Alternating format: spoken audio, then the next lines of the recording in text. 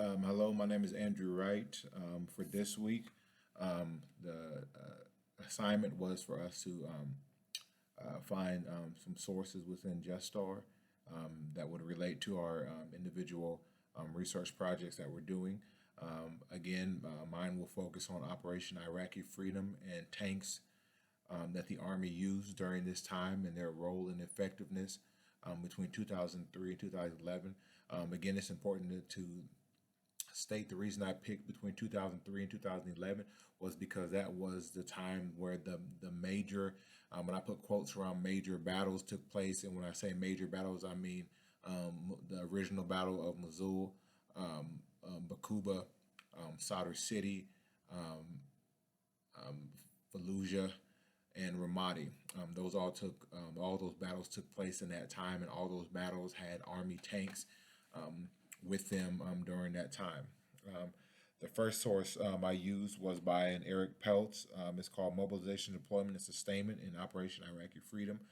Um, One of the big things people don't realize is how much money it costs for tanks. Tanks are incredibly expensive, not just for the gas and um, the overall maintenance, but when the parts tanks break down an awful lot, just because they have literally thousands of parts on them altogether, close to that, and they break down, and even when sometimes when the slightest part goes out, then the whole tank is in op, and it costs money. It costs millions of dollars to operate the way that the Army does. One of the things that it's important to know, because some of you may or may not heard that the Marine Corps disbanded their tanks, but I don't think that people realize that the Marine Corps had two tank battalions. The Army has 22. Um, and most people will tell you that they don't have enough. The Army doesn't have enough. Again, that's millions upon millions of dollars it takes, and sustaining those heavy machines are important while we're in Iraq. The next one I used was by Bruce Perney. It's called Land Operations and Operation Iraqi Freedom. Being tanks, or there are a land component. This war, although I don't want to deter away from the air combat and the air support that was given, because there was a lot of, especially in Afghanistan, but definitely in Iraq during those major battles. But this was for Iraq to be in the space that it is today. It was definitely by the land component, and that's going to consist of the land combat MOSs. If you were talking about just the army, that's going to consist of the infantry, the armor, the cavalry, and the field artillery. It was those four branches, and you could say the same thing about the Marine Corps, except that is the infantry and field artillery in the Marine Corps. They really don't have a basic level of cab. That they have recon, but as a special occupation.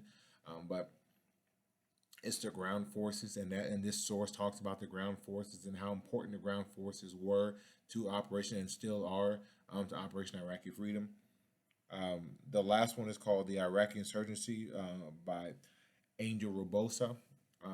This talks about how Iraq, when we first made the initial push during Thunder Run in 2003, in April. Um, some of the things that were evident then, they became less evident later. During Thunder Run, we realized that the Iraqis were not willing to fight if they didn't have armor. It was the Army that really took the the armor out. And if you go by combat statistics, the Army took the majority of the Iraqi armor out, and we realized that once that armor was gone, you've seen a lot of people surrender, at least on the Army side. Um, but later on, we realized an insurgency was coming, and we realized that they used different tactics. They used sniper fire with big IEDs is the biggest, VBID, vehicle-borne IEDs, um, and pop shots. Those became the norm. And then some of those bigger battles, you've seen a conglomeration of all those things at once, that the American forces had to fight. Um, those were the sources that I used for this assignment. I'll be looking forward to hearing from you all, and speaking with you during this week.